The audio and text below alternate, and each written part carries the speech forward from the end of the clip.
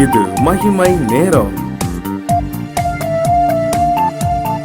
ஆண்டவராகிய இயேசு கிறிஸ்து நாமத்தினாலே உங்கள் அனைவரையும் வாழ்த்தி வரவேற்கின்றேன். இந்த 6ஆம் நாளின் தியானத்திற்காக எடுத்துக்கொண்ட வேத வசனம் சங்கீதம் 40:4 வசனம். கர்த்தரை நம்புகிற மனுஷன் பாக்கியவான். நம்பிக்கையின் தேவன் என்ற தலைப்பிலே இந்த வாரம் முழுவதுமாக நாம் தியானித்து வருகின்றோம். கடந்த 5 நாட்களிலும் நாம் ஒவ்வொன்றாக நம் கர்த்தரை நம்பிக்கையாக கொண்டிருக்கும் பொழுது நம்முடைய வாழ்க்கையில் என்னென்ன நன்மைகள் எல்லாம் நாம் பெற்றுக்கொள்ள முடியும் என்று சொல்லி நாம் தியானித்து வந்தோம். இந்த 6வது நாளில் கூட நாம் கர்த்தரை நம்பினோம் என்று சொன்னால் நாம் பாக்கியவான்களாக இருப்போம் என்று சொல்லி நாம் வாசிக்கின்றோம். இன்னும் பாருங்கள், யாரெல்லாம் பாக்கியவான்கள் என்று சொல்லி மத்தேயு 5ஆம் அதிகாரத்தில் ஆண்டவர் ஒரு பெரிய பட்டியலே காண்பிக்கிறார்லே.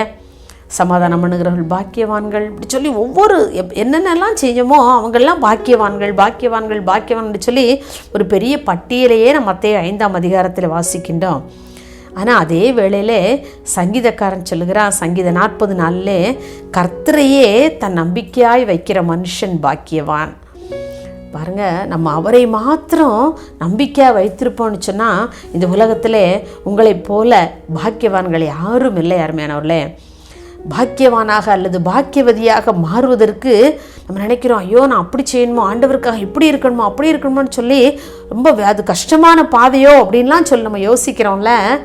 ஆனால் ஆண்டவர் சொல்லுகிறார், சங்கீதக்காரன் சொல்லுகிறான், கர்த்தரையே தன் நம்பிக்கையாய் வைக்கிற மனுஷன் பாக்கியவான். வேற ஒன்றும் செய்ய வேண்டாம், நாம் அவரை மாத்திரம் நம்முடைய நம்பிக்கையாக நாம் கொண்டிருப்போம் என்று சொன்னால் நீங்களும் நானும் பாக்கியவானாக பாக்கியவதியாக இந்த உலகத்தில் ஆண்டவர் நம்மை வாழ வைப்பார் என்று சொல்லி நாம் வாசிக்கின்றோம். வேறு எதுவும் பெரிய காரியங்கள் ஆண்டவருக்காக நான் செஞ்சால் தான் நான் பாக்கியவான் என்று சொல்ல அல்ல, அவரை மாத்திரம் நாம் நம்பி அவரை மாத்திரம் நாம் சார்ந்து கொள்வோம் என்று சொன்னால் இன்றைக்கு நீங்களும் நானும் பாக்கியவானாக பாக்கியவதியாக இந்த உலகத்திலே வாழ்வோம் என்பதிலே எந்த சந்தேகமே இல்லை. வேதத்திலே அநேக பாக்கியவான்கள் இருக்கின்றார்கள். அவர்கள் எல்லாரையும் பார்த்தோன்னு சொன்னால் அவங்க கர்த்தரை மாத்திரம் நம்பி இருந்தாங்க. அவங்க கர்த்தரை மாத்திரம் நம்பி இருந்ததுனாலே அவங்க ரொம்ப பாக்கியவானாக இந்த உலகத்திலே வாழ்ந்து இந்த உலகத்தை விட்டு அவர்கள் கடந்து போனார்கள். ஒரே ஒரு எக்ஸாம்பிளாக சொல்லுவோம், நம்ம யோபு பார்க்கலாம். யோபு 19ஆம் அதிகாரத்தில் அவர் 25ஆம் வசனம் முதல் 27 வரை உள்ள வசனங்களை நாம் வாசித்து பார்த்தோம் என்று சொன்னால் யோபு எப்படி கர்த்தரை முழுவதுமாக நம்பி இருந்தார் என்று சொல்லி நமக்கு தெரியும்ல. அவர் சொல்கிறாரு, இந்த தோல் முதலானவை எல்லாம் அழுகி போனாலும் நான் என்னுடைய நேசரை காண்பேன். அவர் எவ்வளவு ஆண்டவர் நம்பி இருந்தார் பாருங்க. என்னுடைய சொந்த கண்ணாலே பார்ப்பேன், அந்நிய கண்கள் அல்ல, என்னுடைய சொந்த கண்ணாலே நான் அவரை பார்ப்பேன்னு சொல்லி ஒரு நம்பிக்கை அவரிடத்துல இருந்தது. அருமையானவர்களே, இன்னும் அவர் சொல்லுகிறார் பாருங்க, என் மீட்பர் உயிரோடு இருக்கிறார், நான் அவரை பூமியின் மேல் நிற்பார், இந்த ஜனங்களை எல்லாம் நியாயம் தீர்ப்பதற்கு அவர் வருவார், என் மீட்பர் இன்றைக்கும் உயிரோடு இருக்கிறார் என்று சொல்கிறார். ஒரு நம்பிக்கை அந்த யோபுவின் இடத்துல இருந்தது. ஆகையாலே யோபு நிச்சயமாக ஒரு பெரிய பாக்கியவானாக இருந்திருப்பார் இல்லையா? எனக்கு நீங்களும் நானும் பாக்கியவானாக இருக்க வேண்டும் என்று சொன்னால், மாற வேண்டும் என்று சொன்னால் யோபுவை போல அவரையே நம்முடைய வாழ்க்கையிலே நம்பிக்கையாய் கொண்டிருக்க வேண்டும். பாருங்க, அவர் சொல்லுகிறார், என் மீட்பர் உயிரோடு இருக்கிறார், எனக்கு என்ன பாடுகள் வந்தாலும் என்ன கஷ்டங்கள் வந்தாலும் என் மீட்பர் உயிரோடு இருக்கிறார், நான் நம்பிக்கையாக என்னுடைய வாழ்க்கையில் வைத்திருக்கிறேன். அவர் அடைந்த பாடுகள், கஷ்டங்கள், இழப்புகள், வேதனைகள், வியாதிகள் எல்லாம் நமக்கு தெரியும்ல. அவர் அடையாத துன்பமே இல்லை என்று சொல்லலாம். அப்படிப்பட்ட சூழ்நிலையில் மத்தியில் அவர் சொல்கிறார், யோபு 13ஆம் அதிகாரம் 15ஆம் வசனத்தில், அவர் என்னை கொன்று போட்டாலும் நான் அவர் மேல் நம்பிக்கையாக இருப்பேன் என்று சொல்லுகிறார். இன்றைக்கு நம்முடைய வாழ்க்கையில் யோபுவை போல சோதனைகள் வந்திருக்கிறதா? ஒட்டு மொத்தமாக யோபுனுடைய வாழ்க்கையை நம்ம பார்த்தோம் என்று சொன்னால் அடியின் மேல் அடி என்று சொல்லுவாங்க இல்லையா? அப்படிப்பட்ட இழப்புகளின் மேல் இழப்புகள், அவற்றின் மத்தியிலையும் கூட யோபு சொல்கிறார், என் மீட்பர் உயிரோடு இருக்கிறார், அவர் என்னை கொன்று போட்டாலும் நான் அவர் மேல் தான் நம்பிக்கையாக இருப்பேன்.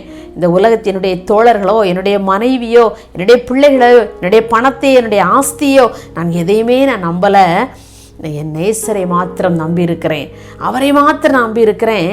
அதனால கண்டிப்பாக அவர் என் மீட்பர் உயிரோடு இருக்கிறார், அவர் கடைசி நாளில் பூமியின் மேல் நிற்பார், நியாயம் தீர்ப்பதற்காக வருவார், அப்பொழுது நான் பாக்கியவானாக காணப்படுவேன் என்று சொல்கிற ஒரு நம்பிக்கை அன்றைக்கு யோபுவினிடத்தில் இருந்ததே. இன்றைக்கு உங்களிடத்திலும் என்னிடத்திலும் இப்படிப்பட்ட நம்பிக்கை இருக்கின்றதா? அப்படிப்பட்ட நம்பிக்கையோடு நாம் வாழ்வோம் என்று சொன்னால் நிச்சயமாகவே நீங்களும் நானும் பாக்கியவான்களாக இருப்போம் இந்த உலகத்தில். அப்படிப்பட்ட கிருபையை தருவதற்கு நம்ம ஆண்டவரிடத்தில் கேட்கணும். ஆண்டவரே, நான் எப்பவும் உண்மையே நான் நம்பி இருக்கிறேனோப்பா, உண்மையே என்னுடைய வாழ்க்கையை நான் நம்பிக்கையாக கொண்டிருக்கணும். எப்படி யோபு சொன்ன, அவர் என்னை கொன்று போட்டாலும் ஆண்டவர் நம்மளை கொன்று போடுவாரா? இல்லை. நம்ம பாடுகள் வரும்போது, சோதனைகள் வரும்போது நம்முடைய உள்ளமெல்லாம் அப்படியே குழம்பி போயிடுறது இல்லையா? ஆனால் யோபுவை போல நம்ம அவர் மீது நம்முடைய நம்பிக்கையை வைத்திருப்போம் என்று சொன்னால் நிச்சயமாக இந்த உலகத்திலே நம்மை பாக்கியவானாக ஆண்டவர் வைத்திருப்பார். பாடலின் வரிகள் இப்படி சொல்கிறது: கர்த்தரை நம்பியே ஜீவிப்போம், கவலை கஷ்டங்கள் தீர்ந்திடும், கைவிட காத்திடும் பரமனின் கரங்களை நாம் பற்றி கொள்வோம், கைவிட காத்திடும் பரமனின் கரங்களை நாம் பற்றி கொள்வோம். பாருங்க, அன்றைக்கு யோபு அந்த கைவிடாமல் காத்து கொள்ளுகிற அந்த பரமனுடைய கரங்களை அவர் இறுக பிடித்து கொண்டார். அவருடைய நம்பிக்கையை முழுவதுமாக தேவன் பேரிலே வைத்திருந்ததினாலே அவருடைய காரியங்கள் எல்லாம் சிறப்பாக ஆண்டவர் முடியும்படியாக உதவி செய்தார் இல்லையா? இன்றைக்கு இப்படிப்பட்ட நம்பிக்கை இன்றைக்கு உங்களிடத்திலும் என்னிடத்திலும் காணப்பட வேண்டும் என்று சொல்லி ஆண்டவர் விரும்புகின்றார். கர்த்தரை நம்புகிற மனுஷன் பாக்கியவான். இன்றைக்கு உங்களுடைய வாழ்க்கையில நீங்கள் கர்த்தரை மாத்திரம் நம்பி பாருங்கள். அவரோடு கூட இந்த உலகத்தையும் சேர்த்து அல்ல, அவரை மாத்திரம் நீங்கள் நம்பி பாருங்கள். உலக மனிதர்களை நம்பாதீங்க, உலக பொருட்களை நம்பாதீங்க, உலக ஆசா பாசங்களை நம்பாதீங்க, உலகத்தினுடைய இச்சைகளை நம்பாதீங்க. எல்லாம் சில மணி நேரத்தில் எல்லாம் மாயமாய் மறைந்து போகும். ஆனால் நாம் அவர் மேல் நம்முடைய நம்பிக்கையை வைத்திருப்போம் என்று சொன்னால் நிச்சயமாக இந்த உலகத்திலே மாத்திரமல்ல, அந்த மறு உலகத்திற்கும் ஏற்ற பிள்ளைகளாக ஆண்டவர் நம்மை மாற்றுவார். அப்படிப்பட்ட கிருபைகளை நாம் தருவதற்காக நாம் ஆண்டவருடைய சமூகத்தில் ஒரு நிமிடம் ஜெபிப்போமா? எங்களை நேசிக்கிற அன்புலே சாமி, இந்த அருமையான இந்த 6ஆம் நாளின் காலை வேளைக்காக உமக்கு நாங்கள் நன்றி செலுத்துகிறோம்ப்பா. ஆண்டவரே, இந்த காலை வேளையிலுமா கூட ஆண்டவரே, நாங்கள் சிந்தித்த வசனத்தின்படியாக கர்த்தரின் பேரில் நாங்கள் நம்பிக்கை வைக்கும்போது நீர் எங்களை பாக்கியவான்களாக பாக்கியவதிகளாக எங்களை மாற்றுகிறீரப்பா. அதற்காக உமக்கு நாங்கள் நன்றி செலுத்துகிறோம். ஆண்டவரே, எங்களுடைய நம்பிக்கையை முழுவதுமாக ஆண்டவரே பேரிலே வைத்திருக்க எங்களுக்கு உதவி செய்யுங்க. யோபுவை போல எங்களுடைய வாழ்க்கையில் அப்பா நாங்கள் உண்மையே நம்பிக்கையாக கொண்டிருக்க எங்களுக்கு உதவி செய்யுங்கப்பா. யோபு சொல்கிறார், அவரனை கொன்று போட்டாலும் நான் அவர் மேல் நம்பிக்கையாக இருப்பேன் என்று சொல்லி ஆண்டவரே, அவருடைய சூழ்நிலைகள் எல்லாம் எங்களுக்கு தெரியும்.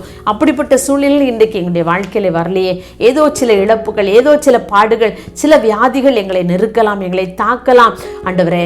ஆனால் அவற்றின் மத்தியிலும் என்னுடைய நம்பிக்கையை ஆண்டவர் நாங்கள் உம்மை மாத்திரம் நாங்கள் நம்பி ஜீவிக்கும் பொழுது நாங்கள் பாக்கியவான்களாக பாக்கியவதிகளாக எங்களை மாற்றுகிறீங்கப்பா.